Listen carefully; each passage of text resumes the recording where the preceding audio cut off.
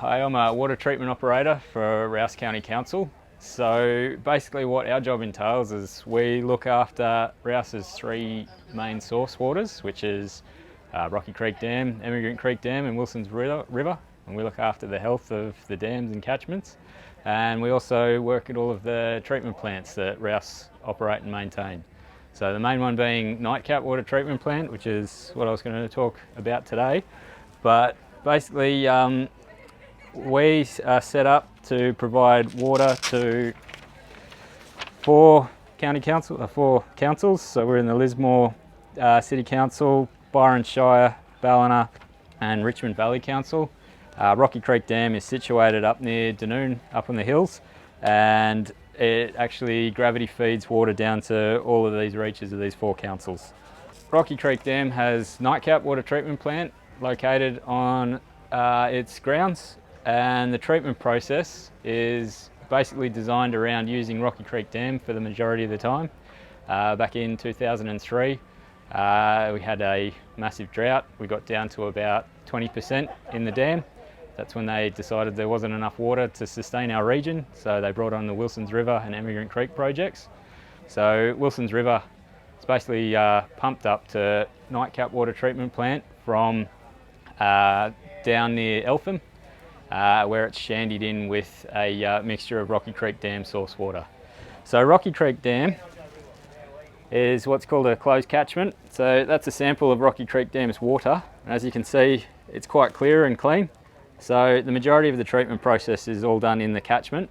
So rather than it being a catchment located around where people have cattle, all sorts of farming, agriculture, things like that, it's completely national park. So there's no septic, no livestock, nothing will actually make its way into that water source to pollute it to begin with.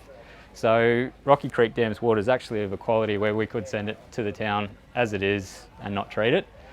But leaving nothing to chance, we do put it through a very high-tech water treatment system. So Nightcap Water Treatment Plant has a couple of stages. So we start off with our two source waters, Wilson's River and Rocky Creek Dam.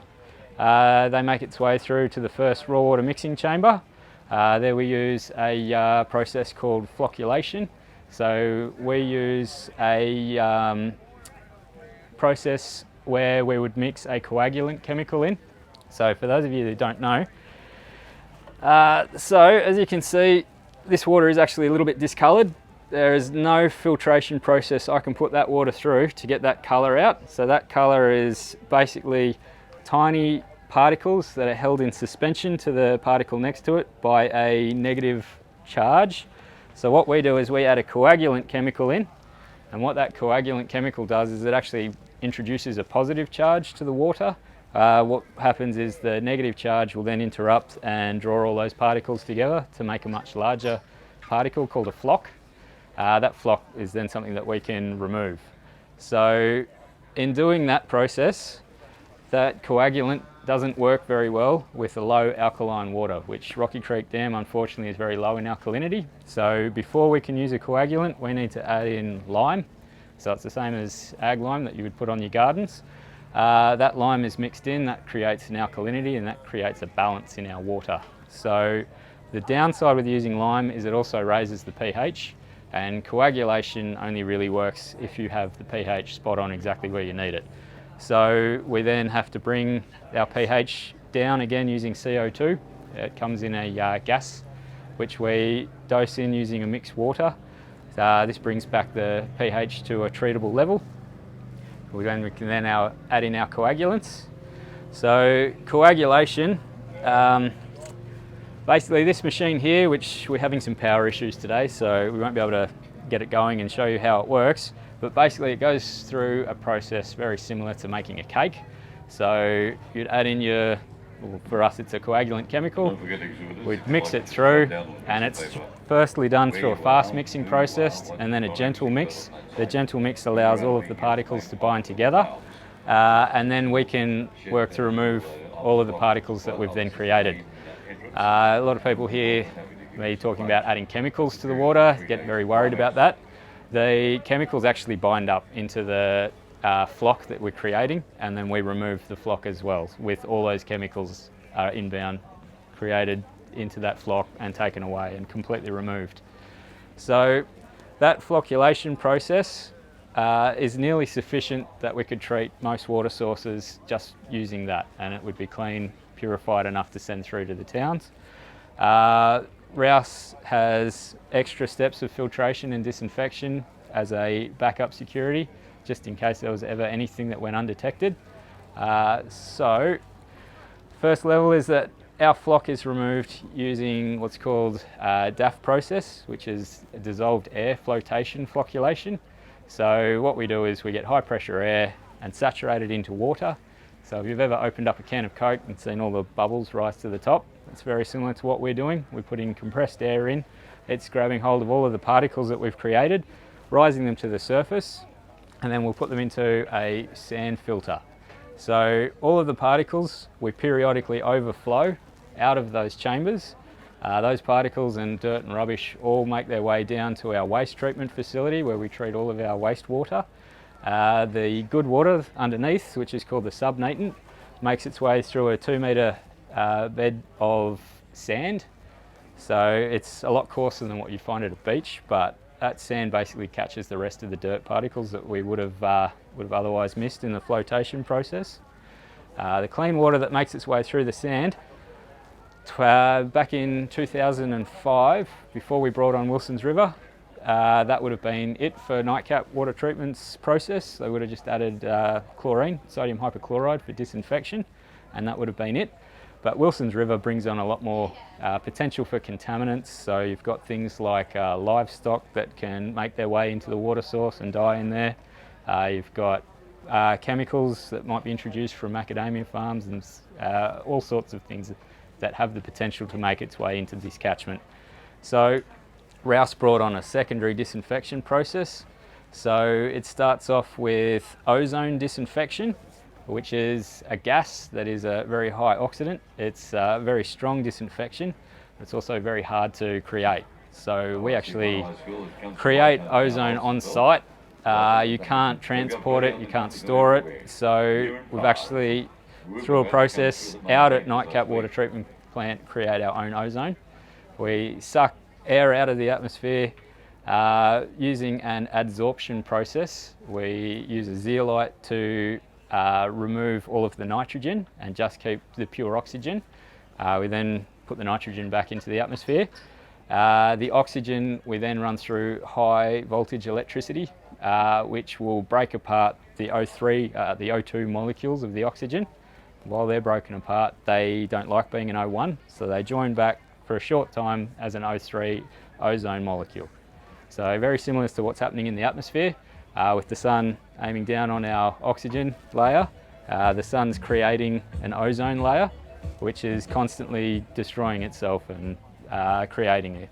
So ozone on our plant's exactly the same. It doesn't last for long, but while we've got it, we pump that ozone through what's called a serpentine channel, which is a high volume water channel with the gas injected in one end, and it will run through in a serpent format, so it makes sure it gets through all of our water. From there, the gas is then basically breaks down back into oxygen and returns to the atmosphere. The gas, once removed, all of that water that's been through that disinfection process, ozone will have broken down all of our anything that's in the water that shouldn't be there, such as E. coli, coliforms, anything like that might have made its way through, complex chemicals, fuels. They're all broken down into a simple form. Those elements that are still in the water source, we then remove with a process called BAC filtration. So BAC is biologically activated carbon.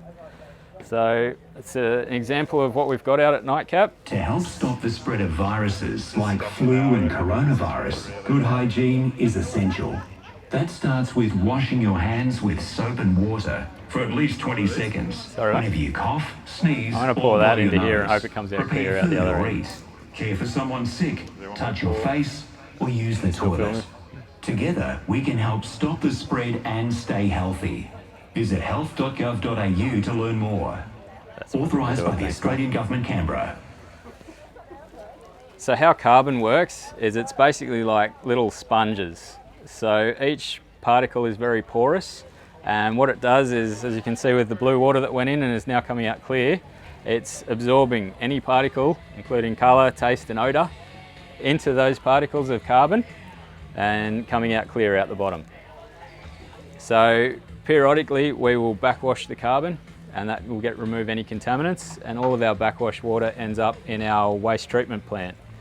So the water that would come out of our carbon is then treated with a final pH correction of caustic soda and sodium hypochlorite disinfection.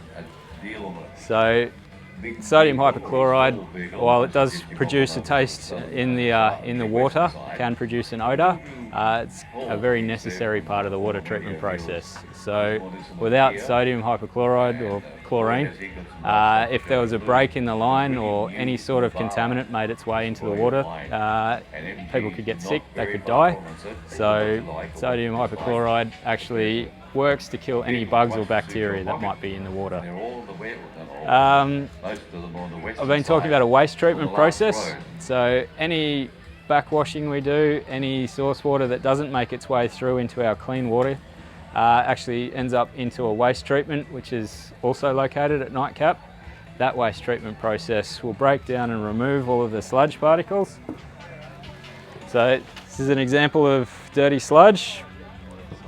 That one there, you can see, I got it, mate. Yep, thanks, mate. So you can see on the bottom, we've got a sedimentation process started. So that sedimentation, we basically take the bottom section of water and put it through what's called a centrifuge, which is like a giant spin dryer. So it actually gets rid of all of that sediment, turns it into a dry powder form. That goes into a skip, and all of the rest of this water will make its way back up to the head of the treatment plant process and go through again. So we don't actually waste any water in making clean water for drinking.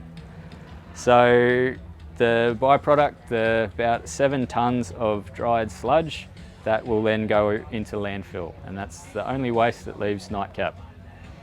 Does anyone have any questions? I do on that. Is that the stuff that ends up on the gap bit that we're working on at the moment? All of the sludge that leaves in our skips goes to 3 Chain Road Quarry. Okay. And basically, because we have a quarry that we've signed on to fill, it's just going into there for now, just as a solution for removing it. Once that's filled, I'm sure we'll come up with some other way of getting rid of it, but it's actually quite a clean material. It's basically just all of the colour that comes through in the Wilsons River and Rocky Creek Dam source water. It's basically just all of that combined, compressed and put into a skip. Were there any other questions, or did I nail it? Yes, gentleman at the back. So do you know how much sludge comes from Rocky compared to the Wilson source? So it's all relative to how much water actually leaves Nightcap. So Nightcap is capable of treating up to 70 million litres a day. There's a storage reservoir there where we put our clean water into, called a clear water storage reservoir. That's 14 million litres. If anyone has seen it, it's actually quite a large reservoir. That only lasts us for a couple of hours. So if we ever shut down, we've got about 10 hours to get back online before we've drained that completely. So at a peak period, recently, didn't we? a really dry spell. No, something shut down, we didn't have any water for... So the whole treatment process is all basically computer operated.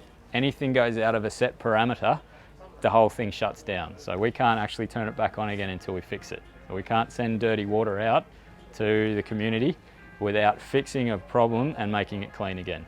So we're on call 24/7 shutdowns. We respond to them within the hour. Basically got to get them back up online. During dry spells, middle of summer, we don't have very long to get it up and running again. But this sort of peak winter period, after a lot of rain, we probably do about 25 million litres a day through Nightcap Water Treatment Plant. Back in dry summer periods, it's been up to 50 million litres a day. So we also have a secondary plant at Emigrant Creek, which is a smaller filtration plant, very similar to this setup. That will produce 7 million litres a day as an offset to what's coming out of Nightcap. Basically, nightcap will run 22 hours a day. Any other questions? Your question about sludge content, about 7 tonnes a day is an average for us. Yep. In your position, considering the complexities of this process and what's involved and where our water comes from, what would you say if someone asked, why should I be conscious of my water use and water savings? I suppose the best way to answer that would be last drought in, I think it was the end of 2018, start of 2019, we were using a lot of water. There was a great deal of water going through this treatment plant and we were starting to get low. If that had sustained for another year, Rocky Creek Dam would have been in a dire situation. So What was it, 10% a week? it's about 10% a week. In the dry periods, it can go down very fast. So there's a lot of connections. I think there's over 100,000 connections to Nightcap Water Treatment Plant. So it's a lot of people using the water, and when it's dry and it's not raining, if it was projected for another 6 to 12 months, who knows what would have happened. We would have had to have gone into some other drought strategies, but it's like any other water source. It's not a never-ending supply. It will run out eventually. So I think there is a potential to future-proof and build some other options and not just rely heavily on Nightcap. Any other questions? No? Awesome. Oh, thank you, Rhys.